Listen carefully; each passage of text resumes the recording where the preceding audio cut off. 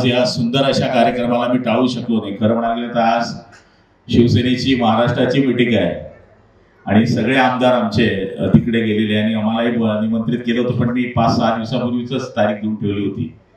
आणि आमचे लोक जर कुणाला जास्त घाबरत असतील तर तुम्हालाच घाबरतात, कारण की आम्ही दिवसभर खोटं बोलत असतो। इथं काही खोटं बोलता येत नाही, कारण हे सत्याचं व्यासपीठ आहे आणि या व्यासपीठावर निश्चितपणाने खरं बोलण्याचा आम्ही प्रयत्न करत असतो।